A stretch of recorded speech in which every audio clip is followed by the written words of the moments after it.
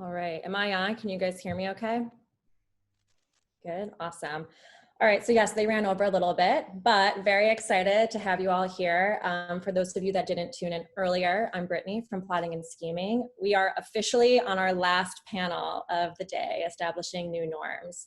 I'm really excited about this. I think it's a perfect way to round out all the discussions that we have as we think about some of the things and intentions that we want to set in the future, as we're going through this wild time that we're in.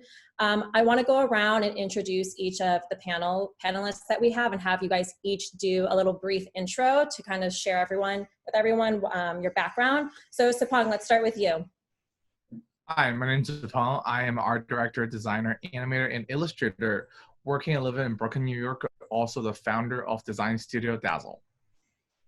Wonderful. Laura. More? That's great. Hi, I'm Laura. I'm a real estate developer focused on placemaking and urban context and urban development. I founded my own consultancy called Built Interest a few years ago and have built concepts around the world. Fantastic. Awesome. Ryan? Hey everybody, I'm Ryan. I am the founder of 29 Monroe, which is a community-based events and travel company operating mainly in New York, but all over. And I'm also a commercial litigator, so attorney by day and community builder by night. But I am thrilled to be here with all of you and excited to share some exciting thoughts. Awesome, thank you. Hannah, how about you? Hi everyone, my name is Hannah Redmond. I'm the co-founder of a build your own care package company that's direct to consumer e-commerce called happyboxstore.com. And most of my background has been in marketing strategy, digital strategy on the both agency side and brand side. Lovely. And last but not least, Chris. Hi, I'm Chris Prouty. I'm the co-founder and managing partner of Chatter Republic, which is a all-in-all integrated communications and PR agency. I've worked with everything from publicly traded companies down to emerging startups, and this is the right time to be having these types of conversations. Yeah, absolutely. Yeah, and we have a lot to cover. So I want to tee this up with just an opening thought, and then we can drill down into some, meatier areas. But I think it's safe to say that the way that things were in the past are just never going to be, right? And I think that's actually a good thing, right? Initially, when we started going into this pandemic and things culturally around the world started to heat up a bit, I think a lot of people got very nervous and panicked and anxious, but I actually see this as a massive opportunity for us as a society to kind of step back, look at all the things that aren't necessarily working, and use it as an opportunity to build a world that we want to be in, that we want to collaborate in and build businesses in, right? And so there's always going to be that world before COVID. There's definitely going to be a world after COVID. We are still in that during COVID period. But while we are in this pandemic, while we are going through all these social issues that are being brought to our attention, how do we use this time to set a new bar and set a new standard and kind of figure out what that new world looks like and establish the new norms, right? And so I think that's a very big task to give a society. So if we drill it down a little bit and focus on the creative community and us as entrepreneurs, I think we can at least make small impacts and small influences where we can. And so one of the things that we talked about earlier this week when we all met that I really have been, thinking on throughout the week is this idea of relationships and our relationships to different spaces, to work, to politics, to people, right? And I think it's a really good place to start. And, one of the things, before we dive in that I'm really excited about with this panel specifically is that all of you come from such different backgrounds, can really add some interesting perspectives. So on the notion of our relationships to different things, I would love to start with Ryan and Laura specifically, because both of you work in real estate and hospitality, which we could argue is probably two of the most impacted industries throughout all of this. So would love to hear your thoughts first, and then we can open up to the rest of the panelists. I can start. So I would say that, my mom asked me earlier, what are you guys even talking about? And I was like, well, I think that a lot of people think about their relationally to other people and how we haven't been able to see one another and haven't been able to hang out. And it's like, well, where do we do that? We do that in places, in physical spaces. And so the relationship of where are we going to do what comes next, I think, is a big conundrum, and something that, you know, people want to talk about, especially in my industry of real estate development. How do we build for the future? Is that really a future, or is it just a temporary situation that we need to address? Is user behavior or tenant behavior really going to change? Isn't it human what people want? And it goes to the restaurant too. So I was going to open a restaurant on Lafayette and Astor Place in Manhattan, with Zipeng's help, actually, on April 15th, and that didn't happen. And so the question now is, we have this big, beautiful space that was designed for a very specific behavior of closeness and lack of air circulation and heat and and like, is that really what we're going to want? And so how do you ask these questions without being, without taking away from what we already really know? We know a lot about our relationship to space. It's been pretty consistent for thousands of years.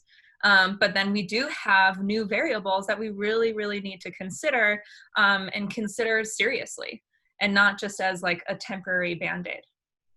Yeah, I think just kind of working off of that, absolutely. I'm in the same boat as Laura in having been scheduled to open up a venue actually a couple blocks away from her spot in Lower Manhattan. That was scheduled for September 1st. That's not going to happen now. But I think Laura raises a great question, which is, you know, for millennia, people, you know, human beings have wanted to spend time in each other's presence. And although, you know, the wave of the future has kind of made relationships and connectivity increasingly more remote over time, you know, this period has certainly accelerated and accentuated that. And I think, you know, the one thing that we kind of take for granted is people are always going to want to, you know, be in each other's physical presence and spend time together in a number of ways, you know, dancing, singing, eating, you know, very simple, fun. You know, on the last panel, they were talking about laughter and comedy as you know, as the keys to life. I would add dancing in there too. You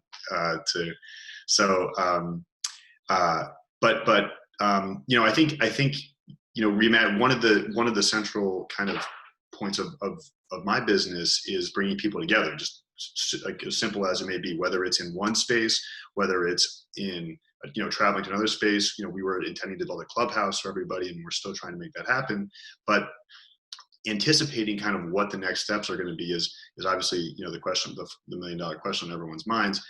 I think one of the beauties of this whole era that we're going through right now is that there actually have been some, you know, increased connectivity that people, you know, just simple things like I didn't used to use FaceTime ever really, or, you know, Zoom, you know, and now every time, instead of calling people, now I'm video, video talking to people, which I think is a little more, you know, personal. Obviously it's no substitute for, you know, good old human to human interaction.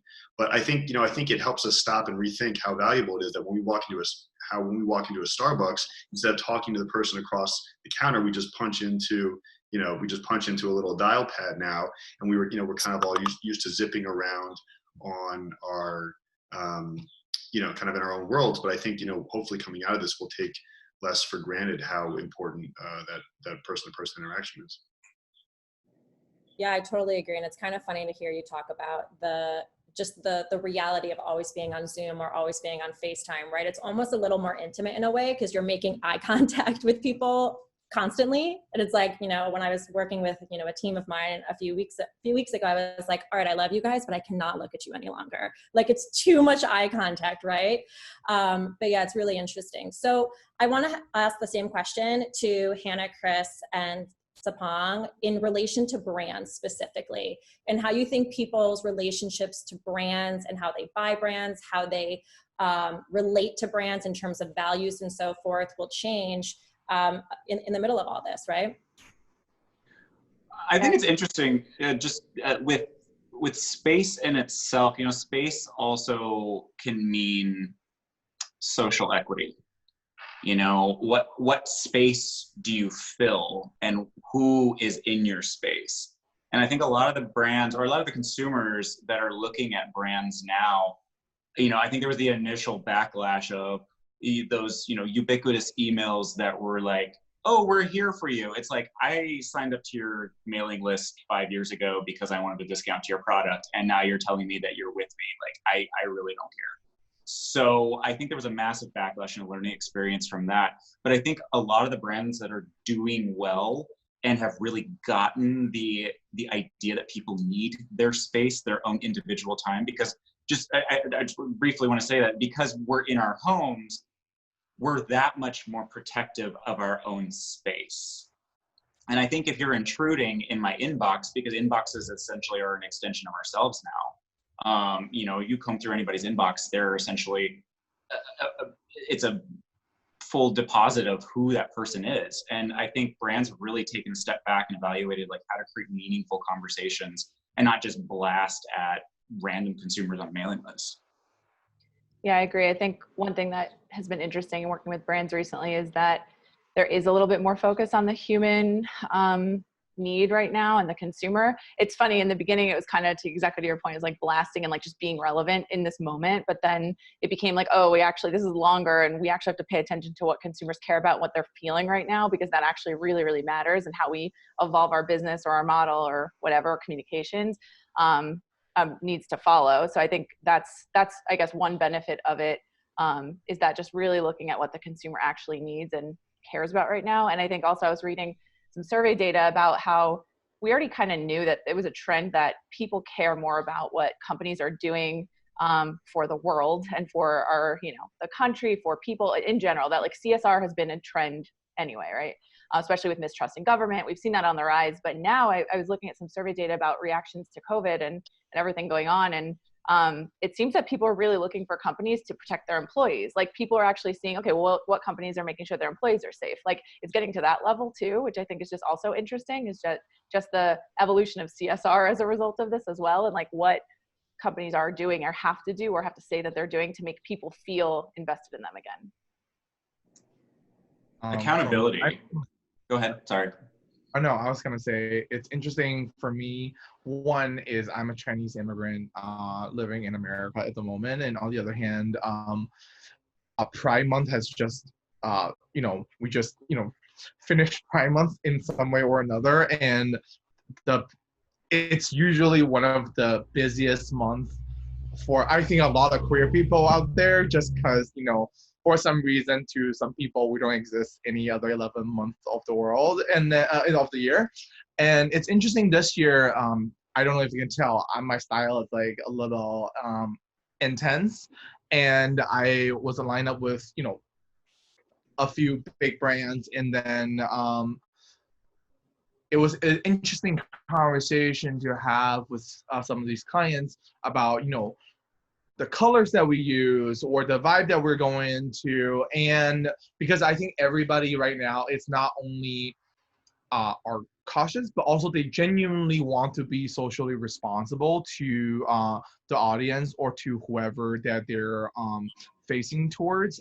And to me, I think it's very interesting is there are the people who are going the vague that direction, as Chris mentioned. That sort of people just roll their eyes, and then it's like, this is not helping. This is like absolutely useless and waste of our time. And then, but there are also other companies who really like stood up and then have the uncomfortable conversation. Or like, I worked with Adobe, and then we talked really hard on what color are we gonna use for the key graphic? Like, what are the message we want to send out to people? And it's, it's a difficult and sometimes uncomfortable conversation to have.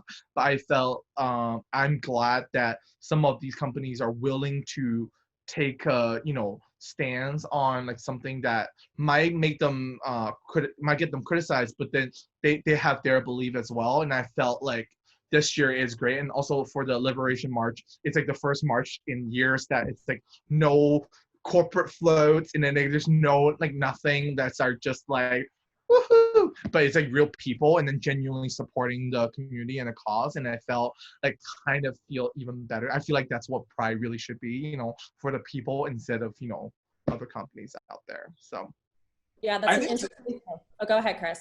I think you hit it on the head right there. I think like a lot of these brands, like they've recognized like you can't just shout at people and say, hey, we support you, and then go silent for the next 11 months. I think a lot of the meaningful space that the brands have, and just the platforms that they have, a lot of them have given that up to more important spaces and people themselves, which I thought was really, really fascinating. Like, I was really proud of Lady Gaga. I mean, I think most people follow her on social media, or at least have some sense of who she is. If you don't, you live under a rock.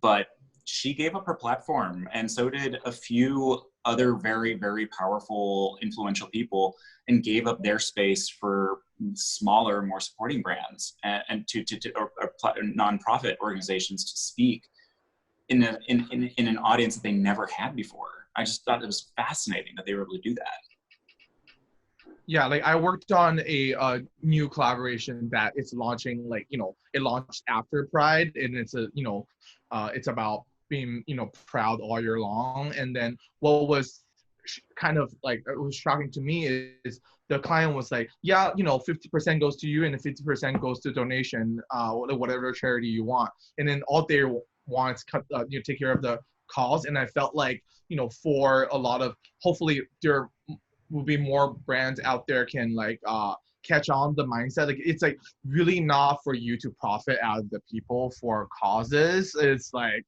if you want to be truly, you know, be there for the people, you need to support the people instead of trying to make bucks out of, you know, some sort of, you know, good action or whatever. Like, you know, like right now, if I look at, you know, saying, you know, some portion of the, you know, the proceeds or whatever, I just roll my eyes and it's like, God knows how many percentage it is. And then like, to me, like, just like, it's bullshit. Mm-hmm. Yeah, I think it's interesting what you guys are both saying, because it's more about the role of the brand or the role of the person or the influencer. And again, like holding them accountable. You know, Chris, to your point earlier, when you get all those emails from all these brands, it's just not authentic, right? So they think they're doing the right thing, but you lose, you know, brand favorability because you're not being authentic, rather than being intentional and thoughtful about how you address certain things, and the social responsibility, not only that the individuals that work for these brands, or, you know, us even as individuals that are starting companies have, but then the brands, like what accountability and responsibility do they have, right? And I think that's a good segue into the next area that I wanted to get into around accountability and responsibility, right? So how do we reevaluate kind of broader principles, right? So rather than just always reacting because we're told that we have to react and we have to be polite and we have to say the right thing, we've seen that that just isn't an authentic approach at the end of the day. So I think it's a bigger conversation about reevaluating broader principles, right? The purpose that we all serve, the intention that we all serve, and then how are we actually executing against that? So I want to, maybe Ryan, you can kick this off. I know you have some thoughts around it, and then we can all just jump in. Yeah, sure. Yeah, no, I think it's a great point that that everyone's making, and you know, both. I think we're at this unique kind of intersection between there's both, you know, the health and, you know, crisis and you know, that's going on. There's also a major political movement that's come to the forefront that, you know, maybe are related, maybe aren't, but the confluence is kind of, you know, had forced everyone, you know, everyone here is, you know, a small business owner, and to think about, you know, everything from the bottom up, you know, you know, from whether that be your immediate business plan, as, you know, as how am I going to make payroll this month? How am I going to make rent? How am I going to, you know, make, you know, manufacturing, whatever it is that you do, all the way up to purpose and principle, as you know, you talked about, Brittney. And I think, you know, there's so many different levels now to reevaluate on. And you know, no one, you know, for a while, I think for a couple of months, people were willing to hope and pray and say, okay, maybe things will stay the same. They'll go back to normal. And I think only recently people are realizing that that's not really a business strategy. It's not really a broader morality either. And that there is merit to both looking at, you know, your dollars and cents and figuring out, okay, how am I going to survive, you know, with my business venture? Do I need to, you know, repurpose my focus? Is my industry, you know, becoming obsolete? You know, is my consumer base still there? Is my clientele still there? Do I still have their attention? Do I still, you know, produce things that they're interested in consuming? You know, all the way up to the broader principles, which are, you know, how to, you know, kind of the way that we started off the call, today, which was, how do people feel about, relationships and space, and, what do we value ourselves in? I mean, nature is now at a premium. People, obviously we're all shut in. They were joking on the previous panel about getting out into your driveway as one of the highlights of the day, which I think is great. But just to kind of highlight, obviously, how, and Laura was saying earlier also, that, we, tight, cramped, sweaty spaces are often thought of as cool, and you can't do that now, and who knows when the next time you're really realistically going to be able to do that. But I think we can look at the efficiencies and some of the silver lining that we're forced to undertake here, which is a lot of hard questions and thinking about broader these broader principles. And I think as for all of us, there's been some talk about different talk about platforms here in different ways. And, for those of us, on the panel, we have the privilege of being able to have our own platform, that we've all worked hard to make. And I know many of those out there who are listening have the same.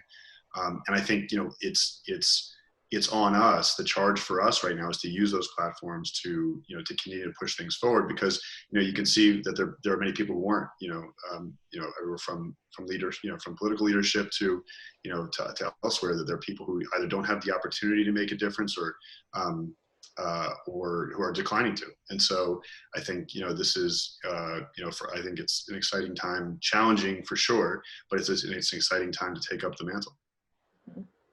Yeah, I think one thing just to add on to that, some conversations I've been having with some marketing peers, which has been just like fascinating.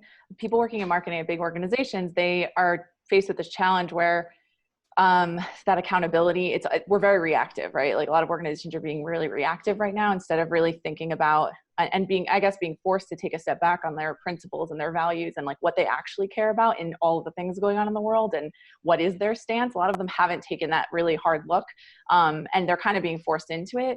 And one thing that I've been talking about with some people in marketing is like, it kind of is scary that it's always, or not always, but in many cases, it becomes the marketing team figuring it out. And there shouldn't be like a marketing tool or a marketing effort. It should really truly be a value or principle that is built in and that is from the leadership and people feel passionate about as a company. And again, like Ryan and a lot of people are making great points here, as small businesses, we're lucky we get to kind of control that. But it is interesting talking to people in major companies in the marketing space right now, having to make these decisions where it really should be probably from leadership and planned for ahead of this. So it's been interesting. It's been a challenge, hasn't it? Like I'm in a similar boat where I've had to have really, really difficult conversations with both clients and people, my contemporaries in communications.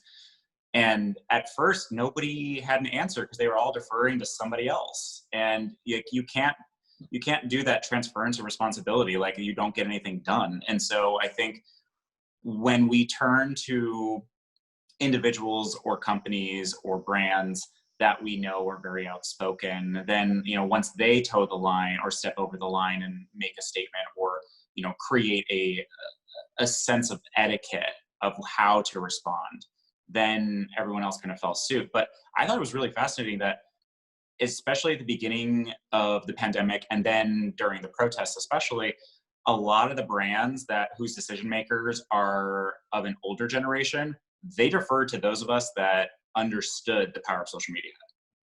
I thought that was, it was both like bizarre that the tables had turned in that last moment. They kind of just tossed it to us. And then it was like, okay, well, thanks for the empowerment, but how sustainable is this transference of power? I think to add to what Hannah was saying as well, that when this like social justice or recognizing your own companies or own industries' externalities, like the negative impacts on the common good that you never absorbed into the cost that you create, kind of looking at that and reevaluating it and giving that to the marketing team totally loses the idea that there is an actual cost involved in all of this. And especially when it comes to business. And so then when it sits in the marketing team, I think then the power of the words that we choose to describe the problems that we're facing, it loses a lot of its power. So in my industry, for example, we talk a lot about housing, and as Ryan was saying, there's like the health crisis, there's the social rebellion happening, but there's also a housing crisis that comes with all of those together. And so like I'm part of a team that describes what they do as affordable housing, and then I look at them like, I don't know, like your pool doesn't look super affordable. And I'm like this instigator on the team. And then they're like, well, little a affordable.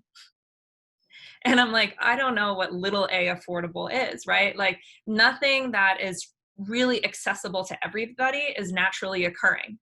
There has to be a conscientious choice that is made to go against what the current is. And when it just really doubles down, when it becomes a marketing ploy like affordable housing, when it's little a affordable, whereas it really should be big A affordable, but that requires leadership from all of the C-suite and not just marketing. And I think that's something that is really hard to stand up for when you may not be the decision maker, but you can be an instigator. And to know what you want to stand up for is really, really hard. So I heard this just quickly. I heard a quote this morning from Ibram Kendi, who wrote How to Be an Anti-Racist. And he said that he wrote the first chapter of the book in a year. It took him a year to write the first chapter. And then he was diagnosed with cancer. And all of a sudden he was like, I don't even know if I'm going to be able to like read the end of my own book. So I'm just going to lay it all out there. And that's where like the courage of vulnerability came from, to actually get the words on paper to write How to Be Anti-Racist. And so if it takes like seeing the deathbed, right, to be that vulnerable, I think we're also like, that's how deep down we need to reach to actually like put some power behind our own words. And it's definitely not easy, but kind of having that context, I think, can be helpful. Well, Yeah, it's like I think, sorry. Go ahead, Stefan. Oh no, I was just gonna say, following up what Laura just said, I felt like the marketing team is very much like showing up to a problem, and then I think that's just the first step. You need to show up, and then you have to do the work, and then I think that's when it comes to leadership. And I felt in many ways, right now, I'm a foreigner, especially from China, like getting a lot of like, things from all sides. And I felt the most is that this price, why is everybody paying the price of a horrible lack of leadership? And then, like the time it's hard, and then that's the time that we look to somebody else to guide us. And then that guidance has failed us miserably. And then, and I think now for us, if we're showing up, we're also doing the work for the lack of leadership that's out there. And then which I think in some way is very impressive to witness, and then to participate of like basically the resilience of the community. I feel that people are just not gonna have none of this. And I felt, especially as a foreigner right now in America, watching all these things happen, it's quite touching in many ways, because I felt the people are very fierce and then very human. And then I think it's genuinely wonderful, especially for a person who's been here for 11 years. Just, yeah, it's great in that sense. One of the things I was just going to say, piggybacking off of Laura, when you were talking about vulnerability and how a lot of that task of coming up with what are we putting out in the public lands on the marketing team, right? It's a very easy cop-out for a leader to be like, it's your responsibility. And I think it's because of the vulnerability that it takes as a leader to be like, this is my stance on something. And God forbid you get it wrong, you get prosecuted, out in society and on Twitter and whatnot. So I think the vulnerability factor is a really interesting one, because most people are afraid to show their vulnerable side. And so therefore it just becomes a marketing task. But there and of itself lies the issue where there is not that bridge, where you are just giving a team that shouldn't be making such impactful, influential decisions. It really is a copy exercise at the end of the day, based on a value that a leader should really just stand up and kind of make a claim about. And I think, Chris, you know, I'd be really curious to hear your perspective. I think you touched upon a little bit with brands and how they're choosing to kind of tell their story and their stance and whatnot from a PR perspective, and seeing how a lot of brands or influencers or key figures have tried to shift their perspective or shift their point of view. Because to them, like, yes, PR is very important, right? Like what you put out, the story you put out, there is a purpose and there is a reason why there's a whole industry around it, right? But I'm so curious to hear how they have made that pivot. Well, I mean, you said something that I was trying really hard not to laugh, because I feel it every day. I feel like my job has turned into becoming a translator, like having to figure out, like, okay, if you're going to say this, how do we, knowing your audience, how do I take this and make this impactful for the audience? Because I'm not just going to put shit out there. On the opposite end, I think apathy and a radical refusal to participate is getting called out. And I think we're being able to read the room and being able to say, okay, well, we're going to sign up and do this because everybody else is doing it. The inauthentic, it doesn't become authentic, and they get called out by that. So being very mindful about being able to take one's own space or one's own brand and meaningfully translate both, you know, a marketing directive, because at the end of the day, companies still want to make money, but how can you do that while still bettering society is a challenge that I don't necessarily think the marketing team has the answer to. Our job is to be able to translate it for an audience. We're beholden to our audiences. We need to be able to take what the brand is saying and give it to an audience that's going to rip you to shreds if it's not authentic.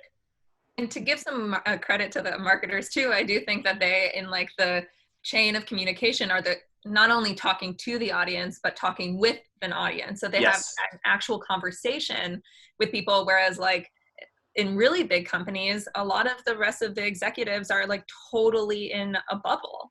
And they're talking to people that are really just a mirror reflection of what they already think. So no wonder they have a hard time feeling like that they can talk progressively. Mm-hmm.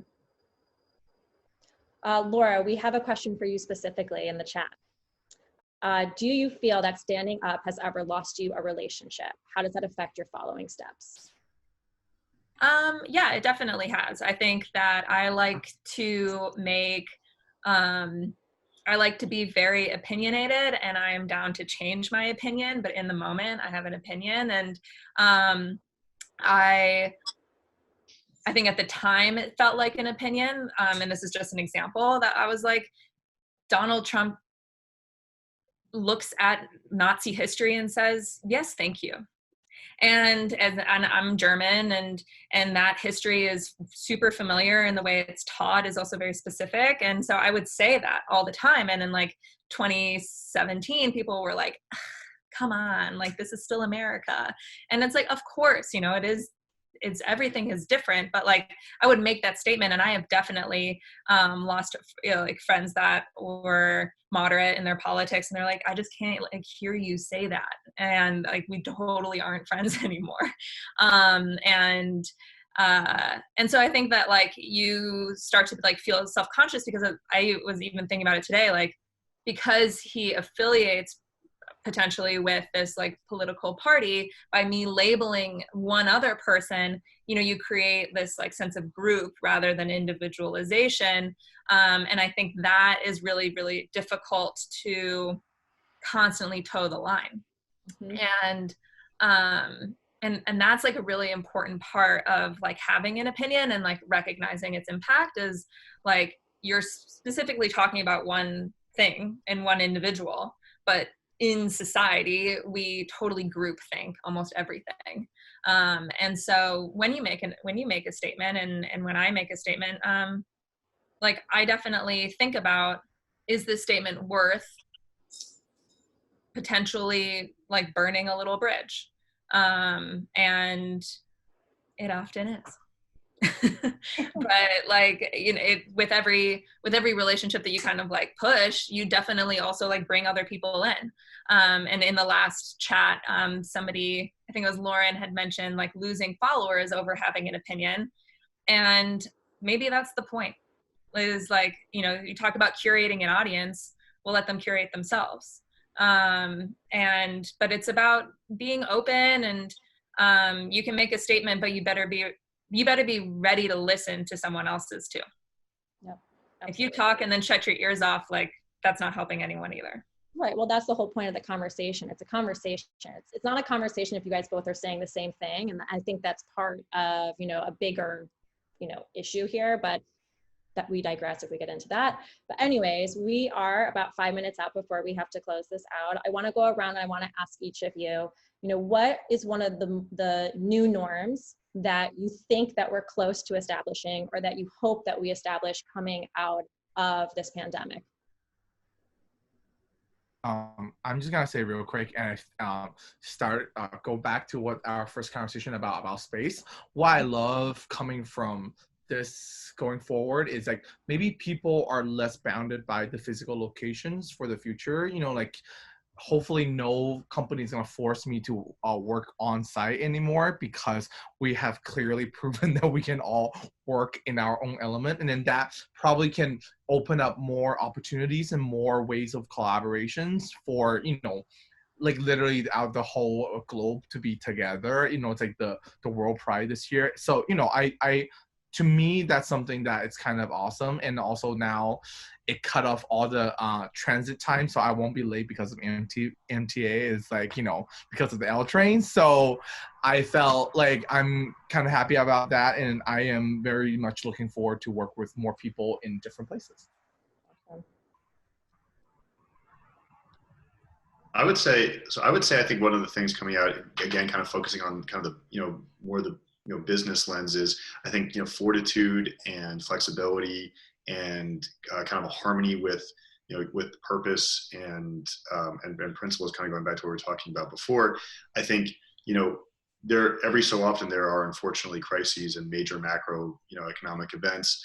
10 years ago, the crisis, 10 years before that, things like 9/11, every, 10 years before that, oil recession. So, I think every generation or sub-generation kind of goes through their challenges. This one is a little more unique for, the people on it's global, and B, it's like kind of a health crisis, the scale of which, I guess, most of us have not seen in our lifetimes. And so I think kind of thinking about as a business owner and as someone who tries, who wants to inspire people both with a product and an experience and messages, I think is to just, to stay gritty and engaged. And, I think a lot of people are tempted to put your head down and throw in the towel, and I understand why. And I think my guess is everyone in the panel and everyone who's spoken today has probably at one point or other, had those thoughts, whether it was during this crisis or before, particularly, now particularly. But I think, the chance to be able to make a difference and use the platform and realize that, everyone is battling literally everyone is battling, these challenges. So everyone's in good company. I think people really do have a longer leash in some ways on, people being understanding. I think it's been awesome, speaking from the hospitality industry, to see the outpouring of support that, people are sending to their favorite restaurants and their favorite, bars and their favorite, whatever's, just, tips and everything and messages and support. And so I think, just kind of trying to be, positive minded and enthusiastic, and I think hopefully, there will be an end to this, and it will look different than when we came in, but there will be an end, and we will all find ways to move forward. I'm personally really excited about just the innovation that will come out of it. I know we're all kind of touching on it, but I think with a crisis, it's just gonna fuel so much creativity and innovation in various industries for businesses. Like, businesses don't have the option to have innovation as this like a little budget that always gets cut anymore. They actually have to evolve. And I think that's going to be really exciting to see how our businesses really changing and stepping up to the challenge of, if you have a bunch of retail stores, what does that look like now? Like, what is reopening?